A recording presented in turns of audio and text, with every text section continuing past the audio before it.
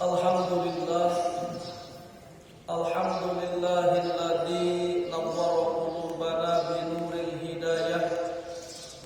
Asyhadu an la ilaha illallah wahdahu la syarikalah wa asyhadu anna Muhammadan abduhu wa rasuluhu alladzi la nabiyya ba'dah. Allahumma shalli wa sallim ala sayyidina Muhammad wa ala alihi wa ashabihi wa atba'ihi ila yaumil qiyamah.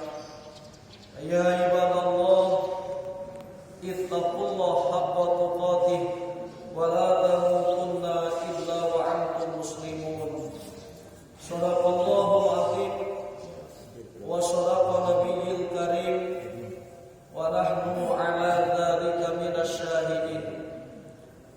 Alhamdulillah, puji syukur kita panjatkan kehadirat Allah yang mana atas karunia nikmat-nikmatnya sehingga subuh ini kita semua masih diberikan nikmat sehat, nikmat sempat, nikmat iman, nikmat Islam, nikmat hidayah, taufik dan inayah, sehingga kita bisa melaksanakan kewajiban kita, yaitu sholat subuh berjamaah, dilanjutkan dengan i'tikaf dan ta'lim. Mudah-mudahan setiap napas yang kita hembuskan bernilai pahala di sisi Allah Ta'ala. Amin ya rabbal alamin. Sholawat salam marilah kita sama-sama bacakan kepada Nabi yang mulia, yakni Nabi Muhammad sallallahu alaihi wasallam. Tak lupa kepada keluarganya, kepada sahabatnya, tabi'in tabi'atnya, dan mudah-mudahan kita diakui sebagai umatnya dan mendapatkan syafaatnya. Amin ya rabbal alamin. Para hadirin jamaah subuh yang dimuliakan Allah, melanjut hikmah yang di bulan kemarin kita menguraikan kaifa yasruqu nurul qalbi, bagaimana cahaya hati ini bisa terang sedangkan cerminan-cerminan hati itu penuh dengan kotoran-kotoran. Ini di bulan kemarin ini menyambung, karena hikmah ini menyambung dengan bulan yang kemarin. Hadirin jamaah subuh yang dimuliakan Allah, hati yang bening itu adalah hati yang mampu melihat dirinya. Tapi kalau hati kotor, sulit melihat kesalahan dan kekurangan dirinya. Pada hikmah pagi ini, bismillahirrahmanirrahim, qala musannif rahimahullah, am kaifa yarhamu ilallah wa huwa muqabbalun bisyahwatihi. Yang artinya, atau bagaimana ia bisa berangkat menuju Allah sedangkan dia hati ini diikat atau dipasung dengan syahwat-syahwatnya. Hadirin jamaah subuh yang dimuliakan Allah, maksud hikmah ini la yataraqqa qalbun min alami syaqi ila alamil yaqin wa huwa mutaqayyadun bi syahwatihi. Artinya tidak mungkin naik hati seseorang dari alam keraguan menuju alam yakin sedangkan hati ini terikat, terpasung dengan nafsu-nafsunya. Hadirin jamaah subuh yang dimuliakan Allah, sekali lagi hati kita tidak akan masuk, tidak akan naik ke alam yakin daripada alam keraguan-raguan ini, kalau hati kita dipasung, diikat dengan nafsu-nafsunya. Contoh sederhana, kita ini tahu bahwasanya kita akan mati, tetapi faktanya kita ini seolah-olah masih ragu dengan kematian itu. Apa tanda kita masih ragu atas kematian yang akan datang kepada kita? Buktinya karena kita tidak sigap, tidak mementingkan bekal untuk kematian itu. Nah, orang yang seperti ini adalah orang yang hatinya masih ada di dalam keraguan-raguan. Sekali lagi, orang yang hatinya masih duduk di alam keraguan-raguan, yaitu ketika dia tahu dirinya akan mati misalnya, tetapi dia tidak sungguh-sungguh mempersiapkan untuk bekal kematian itu. Kalaupun ditanya secara lisan, bahwa kita akan mati, semua sepakat menjawab akan mati. Tapi kenapa hati kita ini seolah-olah tidak yakin dengan kematian itu? Apa buktinya tidak yakin? Sekali lagi, kita kurang mempersiapkan untuk kematian itu. Contoh yang kedua, kita ini tahu bahwasannya di alam kubur itu ada nikmat, ada siksa di alam kubur itu. Tapi perilaku kita ini seolah-olah tidak yakin dengan adanya siksa kubur itu. Apa buktinya tidak yakin? Yang haram masih diharapkan. Tak peduli lagi haram, yang penting kenyang. Tak peduli lagi ini urusannya tidak diridhoi Allah, yang penting dapat. Nah, ini orang seolah-olah dia ini ragu atas adanya siksa kubur. Nah, yang dimaksud la yataraqqa qalbun, hati tidak akan naik daripada alam keraguan-raguan menuju alam yakin kalau hati kita ini masih diikat dengan syahwat-syahwat keinginannya. Hadirin jamaah subuh yang dimuliakan Allah Subhanahu wa taala. Kemudian kedudukan yakin yang qasimul yakin ila arba'ati aqsam. Nah, makom yakin ini ada 4 tempat. Nah, hati seseorang tidak akan masuk nanti ke 4 tempat ini kalau hatinya masih dililit dengan syahwat keinginannya, termasuk diantaranya syahwat hubud dunia. Orang yang hatinya diikat dengan kecintaan kepada duniawi, maka dia tidak akan meningkat ke alam yakin, atau seolah-olah dia masih ada dalam keraguan-raguan seperti adanya siksa kubur tadi. Orang yang cinta kepada dunia hatinya, dia tidak akan peduli halal haram. Itu maksudnya. Nah, ini jamaah subuh yang dimuliakan Allah. Nah, yang qasimul yakin ila arba'ati aqsam,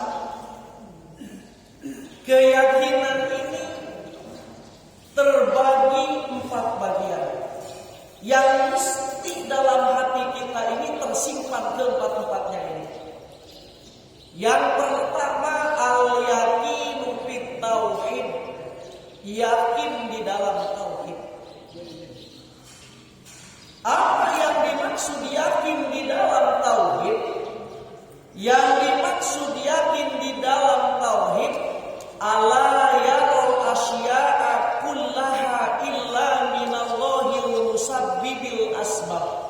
fala yaltafitu fala yata'allaqu wala yastanidu ilal asbab.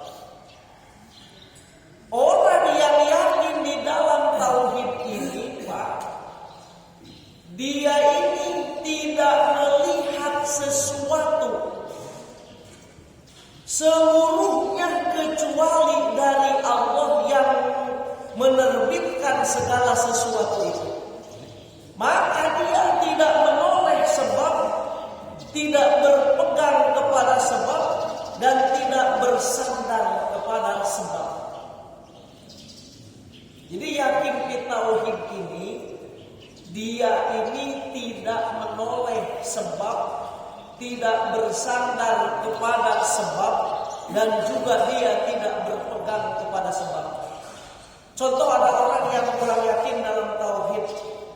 Oh, kalau kita tidak usaha, kagak bakalan makan. Ini secara yang benar tauhid ini, Pak, ini bagian hati ya, bagian hati. Kalau bagian fikih lain lagi, karena ini ngaji tasawuf. Oh, kalau saya tidak usaha, tidak bakalan makan. Loh, banyak orang yang makan yang hartanya apa? Banyak orang yang duitnya banyak tapi tidak makan. Ada orang duitnya banyak, hartanya melimpah di mana-mana, tapi dia tidak boleh makan karena dilarang oleh dokter. Kan begitu. Kalau masalah makan, ada orang yang ngomong kalau kita tidak ada duit tidak bisa makan. Kalau orang yang yakin di dalam tauhid, la yarul asbab, dia tidak melihat asbab, yakin semuanya yang datang kepada kita itu adalah dari Allah Subhanahu wa taala. Allah semua yang ngaturnya, kita tidak melirik, tidak melihat, tidak bersandar kepada selain Allah. Contoh Anas bin Malik. Anas bin Malik ini selama 10 tahun menghadap menjadi pembantunya Rasulullah. Apa yang dikatakan sahabat Anas bin Malik? Kata sahabat Anas bin Malik, kami selama 10 tahun belum pernah oleh Rasulullah dikatakan begini, oh ini gara-gara kamu jadi begini. Coba kalau kamu nggak begini, nggak mungkin begini. Nah, Rasulullah tidak pernah mengatakan seperti itu. Rasulullah tidak pernah, oh Anas gara-gara kamu ini akhirnya jadi seperti ini. Kenapa? Karena Nabi membuktikan bahwasannya Nabi ini tidak melihat sahabat Anasnya, tetapi yang Nabi lihat apapun kejadian, baik yang menyenangkan maupun yang mengecewakan, itu secara hakikat Allah yang mendatangkan kepada kita. Ini gara-gara ini akhirnya begini, kan begitu kadang-kadang. Ini gara-gara kamu akhirnya kejadian begini. Coba kalau kamu enggak begitu. Nah, Nabi enggak pernah seperti itu. Kenapa Nabi enggak pernah seperti itu? Karena hatinya melihat bahwasannya semua yang terjadi, baik yang menyenangkan maupun yang mengecewakan, secara hakikat adalah Allah yang membolak-balikannya. Nyaman makanya hati Rasul itu. Gak pernah menyalahkan orang lain. Bahkan hadirin yang dimuliakan Allah Subhanahu wa taala, apabila kita sudah menerapkan yakin di dalam tauhid satu, kita akan hilang penyakit dendam. Jadi penyakit dendam di dalam hati itu, kenapa kita masih ada dendam? Karena kita melihat yang berbuat buruk itu adalah orang lain kepada kita. Makanya kami diajarkan di pesantren dulu, kalau ada orang berbuat buruk kepada kita, ucapkan di dalam hati kita, yakinkan di dalam hati kita, kata guru kita dulu di pesantren, bahwasannya yang menggerakkan orang berbuat seperti itu kepada kita, hakikatnya Allah untuk menguji kita. Karena demi Allah, orang tidak akan mampu mulutnya berucap kotor kepada kita kalau tidak ditolong oleh Allah mulutnya itu.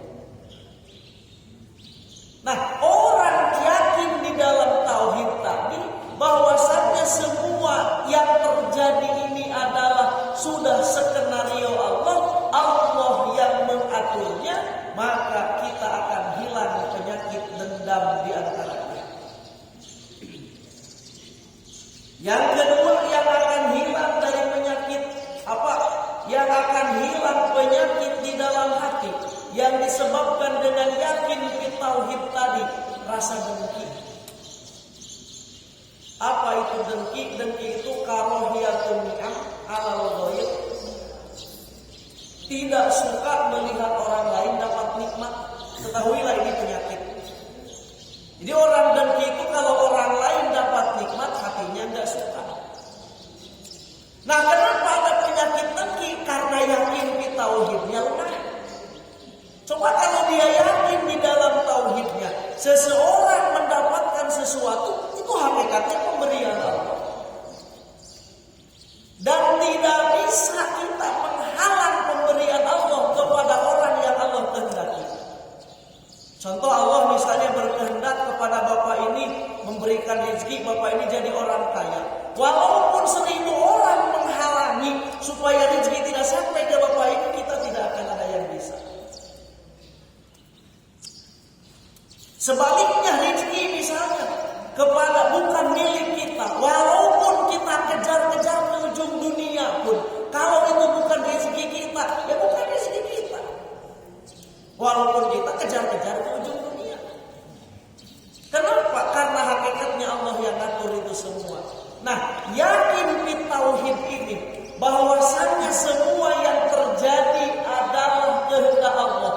Hanya kita ini menjalankan sebab, dan kita ini tidak berpandang kepada sebab. Gara-gara kamu jadi begini, gara-gara salah kamu akhirnya begini. Tidak, jangan memandang itu. Orang yang yakin di tauhid, yang dilihat adalah Allah yang mengatur kehidupan kita, baik yang menyenangkan maupun yang mengecewakan. Itu secara hakikat Allah yang memberikan kepada kita. Karena senang dan kecewa hakikatnya sama-sama ujian daripada Allah kepada kita. Hadirin jamaah subuh yang dimuliakan Allah Subhanahu wa ta'ala. Nah, hati seseorang tidak akan bisa naik ke yakin tauhid ini wa huwa muqabbalun bi syahwati, kalau hati dia masih diikuti dengan syahwat-syahwatnya. Kalau hatinya masih hubud dunia, cinta kepada dunia. Kagak bakal naik hatinya ke makom yakin tauhid. Yang kedua, al-yaqinu bidomanillah, fala yahtamu birrizqi li annama qaddara lahu yasiru ilaihi wa ma la fala fayajmilu bi talabi. Yang kedua, yakin terhadap tanggungan Allah, sehingga dia tidak risau dengan rezeki. Li'anna ma qudira lahu, karena sesuatu yang ditakdirkan untuk kita yasiru ilaihi, maka itu akan datang kepada kita. Wa ma dan sesuatu yang bukan ditakdirkan untuk kita, itu tidak akan datang kepada kita. Fayajmilu bi talabi, maka dengan begitu kita elok-eloklah mencari rezeki. Elok-eloklah kita mencari rezeki. Kenapa harus elok-elok mencari rezeki?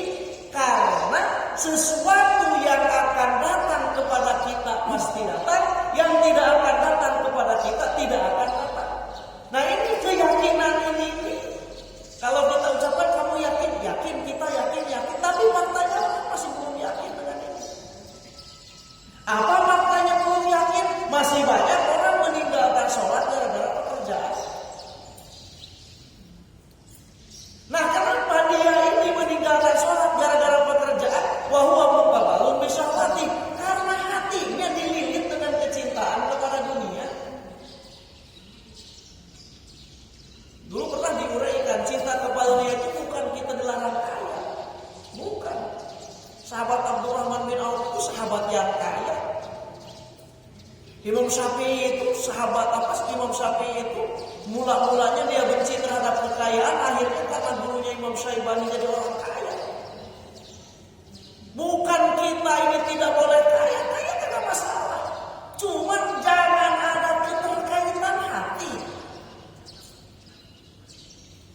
Sehingga kita menganggap kalau kita kerja begini, kalau kita bekerja misalnya 24 jam, pasti hasilnya lebih besar. Kan faktanya enggak begitu.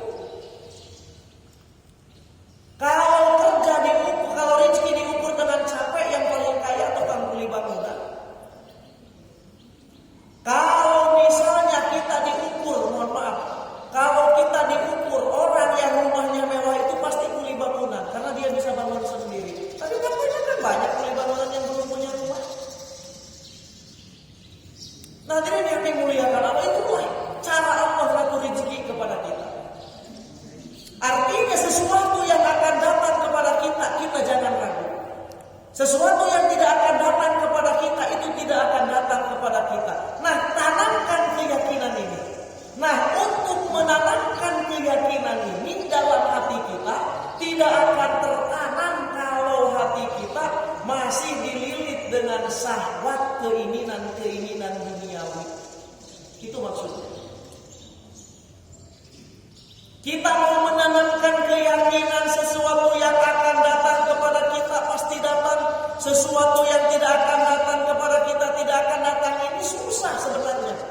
Kalau hati kita masih dililit dengan syahwat, keinginan-keinginan dunia. Artinya orang yang nafsu keduniaannya besar, sehingga meninggalkan sholat demi mengejar dunia, meninggalkan ibadah demi mengejar dunia, dia sulit untuk mendapatkan keyakinan ini. Hadirin jamaah subuh yang dimuliakan Allah Subhanahu wa taala.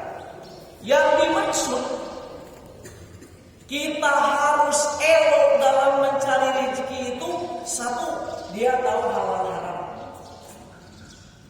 Ketahuilah, pokoknya tahu mana yang halal, mana yang haram. Orang yang tahu mana yang haram, mana yang halal, itu dia bekerja secara hakikat, dia bekerja tahu bahwasannya rezeki Allah yang ngatur. Jadi buat apa kita sampai meninggalkan sholat sementara yang bukan rezeki kita tidak akan sampai kepada kita. Yang kedua, dia tahu waktu. Apa yang dimaksud tahu waktu? Mana waktu ibadah, mana waktu belajar, mana waktu taklim, mana waktu usaha. Jadi mencari rezeki yang elok itu tahu waktu, itulah kalau bahasa kita. Orang yang mencari rezeki yang tidak tahu waktu, terus mencari rezeki, itu pertama mencari rezekinya tidak elok. Kenapa mencari rezekinya tidak elok? Karena dia tidak yakin bahwasannya rezeki itu kalau milik kita akan datang kepada kita, kalau bukan milik kita tidak akan datang kepada kita. Nah, untuk menanamkan keyakinan ini, sekali lagi susah menanamkan keyakinan ini kalau kita hatinya masih dililit dengan syahwat-syahwat keinginan duniawi. Yang ketiga, al-yaqinu fil jazaa'i li'anna man ya'malu misqala dzarratin min khairin aw syarrin fasayarahu fayajtahidu bit-tha'ah. Yang ketiga, kita harus yakin atas balasan Allah. Karena siapa orang yang beramal setimbang biji sawi, biji zarrah daripada kebaikan atau keburukan, maka dia akan melihatnya. Fayajtahidu bit-tha'ah, maka dia sangat hati-hati dalam menjalankan taat. Maka dia sungguh-sungguh dalam taat. Kenapa sungguh-sungguh? Karena hatinya yakin amal yang kita perbuat, yang baik sebesar biji sawi, yang kecil sebesar biji sawi, semuanya akan terlihat nanti. Kita harus yakin dengan ini. Kalau ditanya yakin, tapi faktanya masih banyak orang yang belum yakin. Kenapa faktanya belum yakin? Karena dia tidak hati-hati, tidak sungguh-sungguh dalam menjalankan taat. Orang yang tidak sungguh-sungguh dalam taat kepada Allah secara hakikat, dia belum yakin sepenuhnya bahwasannya setiap amal perbuatan akan dibalas oleh Allah. In ahsantum ahsantum. Kalau kamu berbuat baik, maka balasannya baik pula dari Allah. Kalau kamu berbuat buruk, maka balasannya buruk pula daripada Allah kepada kita. Nah, kita harus yakin ini. Jadi kalau hari ini kita beramal, apakah saat ini jasad kita sedang beramal baik apa beramal buruk? Kalau jasad kita sedang beramal baik, yakin semua akan diperlihatkan oleh Allah nanti kepada kita. Taruh jasad, alhamdulillah kita hadir di masjid. Coba hati. Apakah hati kita saat ini sedang mengerutu, sedang iri, sedang dengki, sedang riya, sedang ujub, sedang takabur, fasayaruhu, nanti di hadapan Allah akan diperlihatkan kepada kita. Yang paling bahaya di antaranya penyakit dengki. Dengki itu kalau muka di depannya, oh iya pak, dalam hati ada kebencian.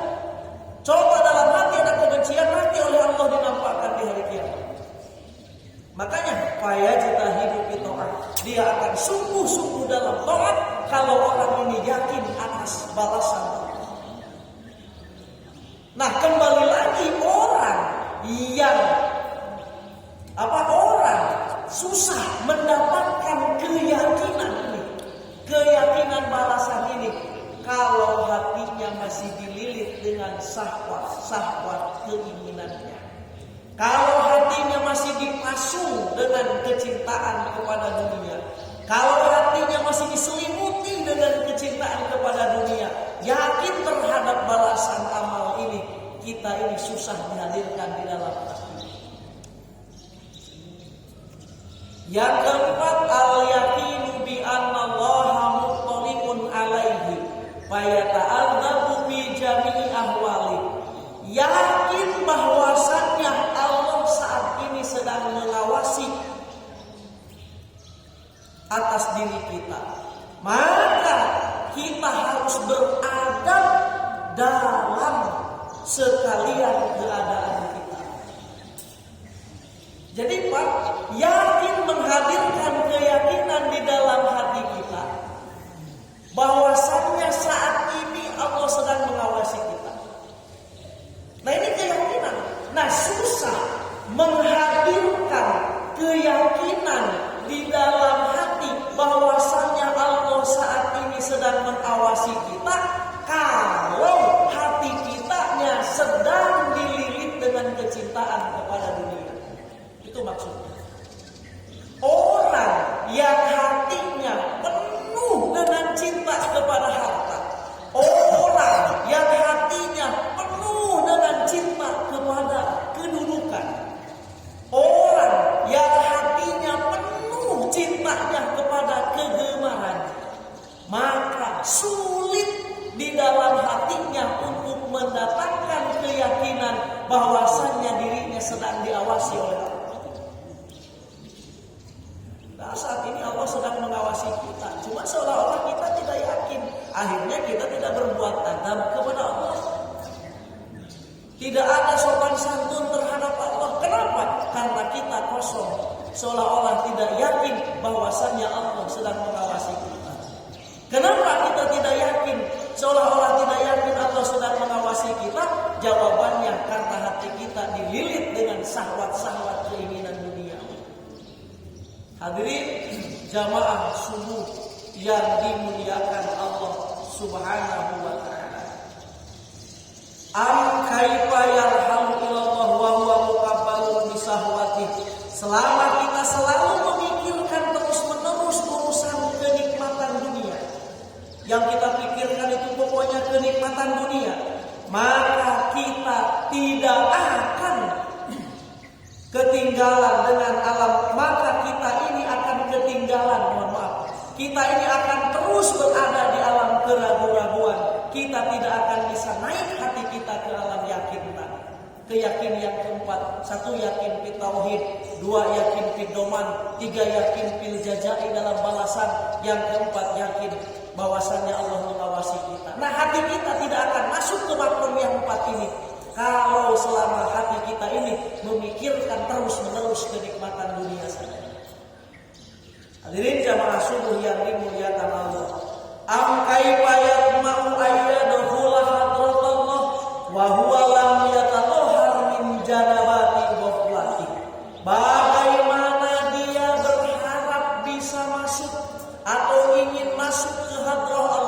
sedangkan dia belum bersuci dari junub kelalaiannya. Maksudnya la yumkinu qalbun ayyushahidallah walau adna musyahadatin wa huwa yatalawwisu bil qadurati kahubbid dunya. Dia tidak mungkin hati kita bisa musyahadah. Apa itu musyahadah? Musyahadah itu merasa diri kita disaksikan oleh Allah. Jadi merasa kita saat ini sedang disaksikan oleh Allah, itu musyahadah, Pak. Nah, hati kita ini, kita tidak bisa musyahadah. Hati kita tidak akan bisa musyahadah atau merasa disaksikan oleh Allah selama hati kita masih berlumur dengan kotoran-kotoran seperti mencintai dunia tadi. Jadi kalau hati kita masih mencintai kenikmatan-kenikmatan dunia, yang dikejar hanya kenikmatan-kenikmatan dunia, susah hati kita akan musyahadah. Apa itu musyahadah? Hati kita merasa disaksi oleh Allah. Kita jangan mengukur waktu yang jauh, tanya aja hati kita sekarang. Sedang merasa disaksi oleh Allah enggak hati kita? Kalau hati kita kosong saat ini, tidak merasa sedang disaksikan oleh Allah, berarti dalam hati kita ini masih ada lumpur-lumpur kecintaan kepada dunia. Itulah tasawuf memang seperti itu. Jadi kita enggak usah mengukur yang jauh, enggak usah mengukur orang lain, ukur hati kita sendiri. Saat ini hati kita sedang disaksikan, hati kita sedang merasa disaksikan oleh Allah apa tidak? Kalau hati kita saat ini kosong, tidak ada merasa sedang disaksikan oleh Allah, berarti hati kita saat ini sedang hubbud dunya, sedang bercelumur dengan kotoran-kotoran seperti cinta kepada dunia. Hadirin jamaah subuh yang dimuliakan Allah Subhanahu wa taala. Sekurang-kurangnya musyahadah itu adalah musyahadah fi'lullah, menyaksikan semua pekerjaan Allah, merasakan semuanya pekerjaan Allah. Apa merasakan pekerjaan Allah? Saat ini Allah sedang mendudukkan saya di masjid. Merasakan itu? Ini musyahadah namanya. Saat ini Allah sedang menapaskan diri saya. Itu musyahadah. Nah, orang tidak akan bisa musyahadah merasa dirinya dinapaskan oleh Allah, merasa dirinya sedang digerakkan oleh Allah, hatinya merasa sedang dihidupkan oleh Allah. Tidak akan merasa ini kalau di dalam hatinya masih banyak celumur-celumur kotoran-kotoran yang menempel. Di antara kotoran itu adalah hubbud dunya, cinta kita kepada dunia. Kita bisa mengukur, jangan mengukur yang jauh. Coba kita saat ini sedang bicara, ibu sedang bernapas, merasa enggak napas kita saat ini sedang digerakkan oleh Allah? Kalau kita belum merasa saat ini kita sedang dinapaskan oleh Allah, berarti hati kita masih belum masuk ke hadrah Allah. Hati kita masih kotor, hati kita masih mementingkan kenikmatan-kenikmatan dunia daripada kenikmatan akhirat. Hadirin jamaah subuh yang dimuliakan Allah. Bahkan dikasih contoh oleh Syekh Tadri Ibnu Athaillah, "Fakama yamna'ul junubu ayyadkhulal masjid kadzalika yamna'u qalbun mutalawwisun bidunub ayyadkhul hadratullah." Sebagaimana tercegahnya orang yang junub masuk ke dalam masjid, begitu juga tercegah hati yang hati ini kotor dengan dosa, dia tercegah untuk masuk ke hadrah Allah. Hadirin jamaah subuh yang dimuliakan Allah. Wa qala aidan am kaifa yarju ayat hamada qa'iqal asrar wa huwa lam yatub min hafawati. Atau bagaimana dia mengharap bisa memahami ilmu-ilmu rahasia sedangkan dia belum bertaubat daripada kesalahan-kesalahannya.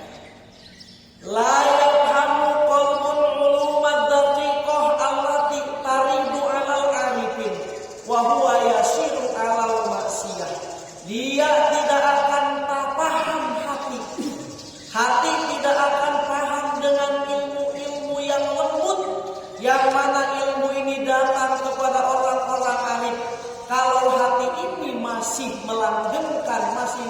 membiasakan maksiat. Hati yang maksiat dia tidak akan paham dengan ilmu-ilmu yang lembut, ilmu-ilmu orang arif. Jangankan ilmu Quran, jangankan ilmu hadis, dia ini ilmu orang arif saja dia tidak akan paham kalau hatinya masih diselimuti dengan kemaksiatan. Apa kemaksiatan hati? Di antaranya ujub, riya, sombong.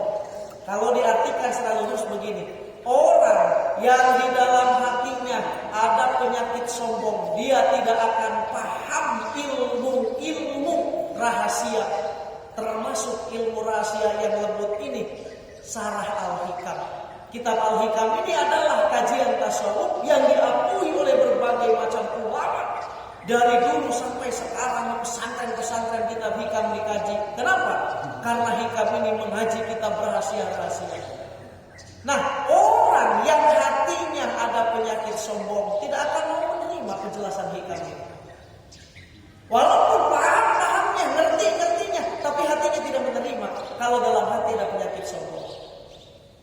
Atau termasuk ayat Al-Quran, orang yang ada penyakit sombong di dalam hatinya, maka dia tidak akan menerima dengan hukum Al-Quran, dengan isi Al-Quran.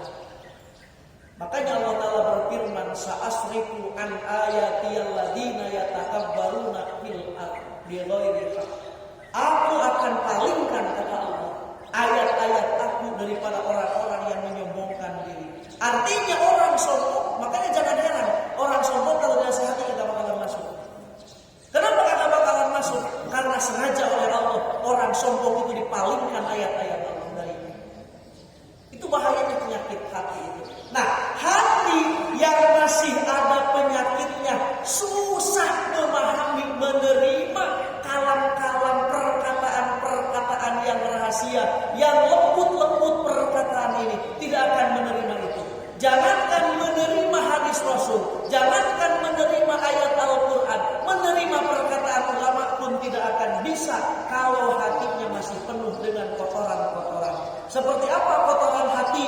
Seperti adanya dengki, masih ada penyakit dendam, masih ada menyimpan kejahatan terhadap kaum Islam, kaum Muslim. Orang yang ada penyakit seperti ini, penyakit dendam, dia tidak akan paham, tidak akan menerima kalam-kalam ulama. Jangankan firman Allah, kalam ulama pun dia tidak akan menerima. Jadi Pak, kalau kita dalam hati masih ada penyakit dendam, kita tidak akan menerima nasihat Al-Quran. Itu pasti. Makanya sekali lagi, kalau orang sombong itu jangan dinasihati. Susah menasihati orang sombong itu. Kenapa kalian menerima? Dinasihati sama yang muda. Nah, pokok nasihati aku tuh lala mau kejemur matahari di beliau. Lala mau aku tuh makan garam. Dinasihati dengan yang tua. Woi Pak, Bapak itu sebenarnya nggak usah nasihat ke kami, Pak. Bapak itu udahlah pikirkan mati aja untuk Bapak itu. Susah orang sombong itu nasihati itu. Kenapa? Karena oleh Allah ditutup hati. Makanya buang penyakit sombong. Karena orang sombong ini tidak akan menerima nasihat. Sekali lagi, kita jangan mengukur orang lain. Renungkan diri kita. Siapa tahu dalam hati kita ada penyakit sombong. Kalau kita susah menerima ayat Al-Quran, kalau kita susah menerima hadis Nabi, kalau kita susah menerima penjelasan para ulama, itu pertanda dalam hati kita ada penyakit sombong. Buang penyakit itu, karena penyakit itu akan menyelakakan kita, baik di dunia maupun di akhirat. Hadirin jamaah subuh yang dimuliakan Allah, mari kita bersihkan hati. Walaupun susah, walaupun berat, membersihkan hati itu supaya kita meningkat dari alam keraguan-raguan menjadi alam yakin. Dari hati yang penuh keraguan-raguan menjadi hati yang penuh keyakinan. Karena tidak mungkin hati masuk kepada tingkat keyakinan kalau hati kita masih dililit dengan syahwat kenikmatan-kenikmatan duniawi. Itu maksudnya hikmah ini. Itulah yang saya sampaikan pada hikmah subuh ini. Mudah-mudahan bermanfaat. Adapun kekurangan dan kelebihan kepada Allah pun. Billahi taufiq wal hidayah wal inayah. Wassalamualaikum warahmatullahi wabarakatuh.